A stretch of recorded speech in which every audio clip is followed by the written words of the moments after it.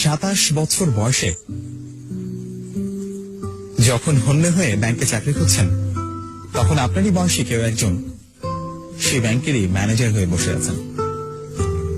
আপনার ক্যারিয়ার যখন শুরুই হয়নি, তখন কেউ কেউ নিজের টাকায় কেনা দামি গাড়ি হাঁকিয়ে আপনার সামনে দিয়ে চলে যাচ্ছে। কর্পোরেটে যে সবসময় চেহারা দেখে প্রমোশন দেয় তা কিন্তু নয়। দিন বদলাচ্ছে, কনসেপ্ট গুলো বদলাচ্ছে। শুধু বেতন পাওয়ার জন্য কাজ করে গেলে শুধু বেতনই পাবেন। কথাগুলো কেন এমন হয়? সবচাইতে ভালোটি সবচাইতে ভালোভাবে করে কিভাবে? প্রথমেই আসে পরিশ্রমের ব্যাপারটা। যারা আপনার চাইতে এগিয়ে, তারা আপনার চাইতে বেশি পরিশ্রমী, এটা মেনে নিন। ঘুমানোর আনন্দ আর ভোর দেখার আনন্দ একসাথে পাওয়া যায় না।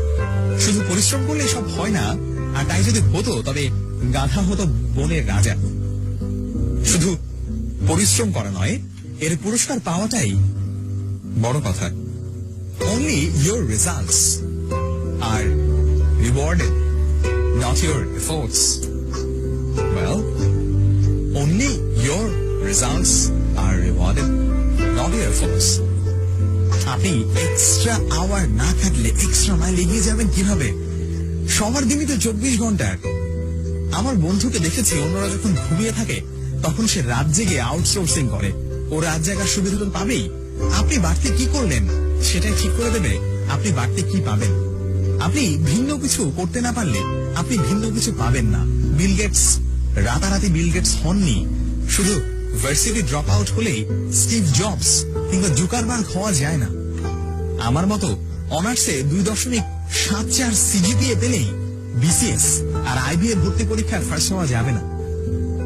অল আউটলায়ার্স বইটি পড়ে দেখুন। বড় মানুষের বড় প্রস্তুতি থাকে।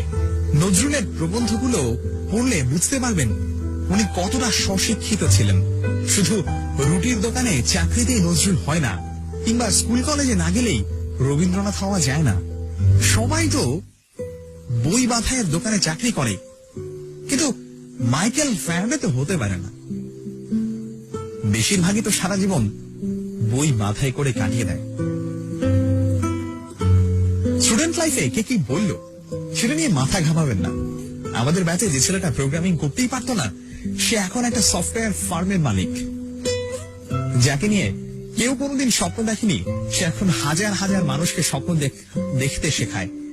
ক্যারিয়ার নিয়ে যার তেমন কোনো ভাবনা ছিল না, সে সবার আগে পিএইচডি করতে আমেরিকায় গেছে।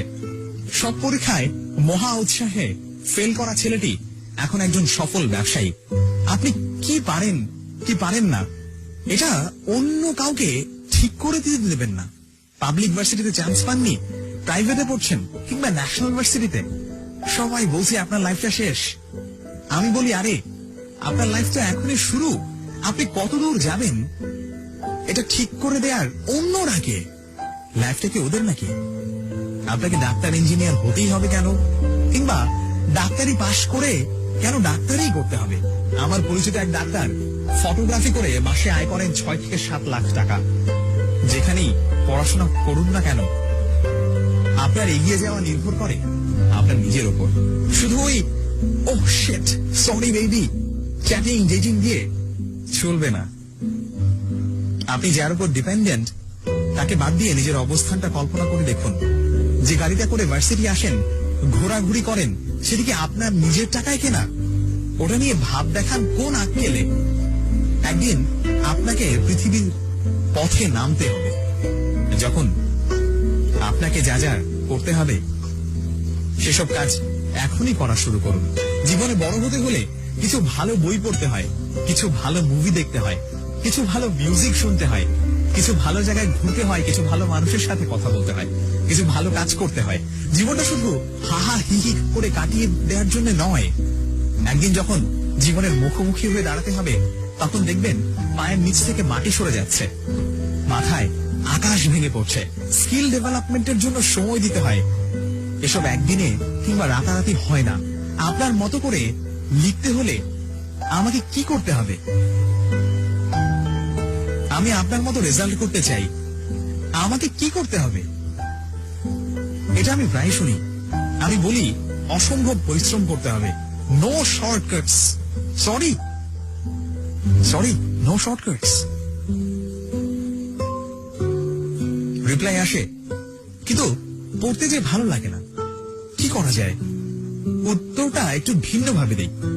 আপনি যখন স্কুল কলেজে পড়তেন, তখন সে সময় আপনার ফার্স্ট বয় বন্ধুটি পড়ার টেবিলে মুখ থুবড়ে পড়ে থাকতো। সে সময় আপনি গার্লস স্কুলের সামনে গিয়ে দাঁড়িয়ে থাকতেন। এখন সময় এসেছে ও ওখানে গিয়ে দাঁড়িয়ে থাকবে, আর আপনি পড়ার টেবিলে বসে থাকবেন। জীবনটাকে যে সময় চাবুক মারতে হয়, সে সময় জীবনটাকে উপভোগ করলে, যে সময় জীবনটাকে উপভোগ করার কথা, সে সময় জীবনটাকে উপভোগ করতে পারবেন না। এটাই তো স্বাভাবিক। এটা মেনে নিন। মেনে নিতে না পারলে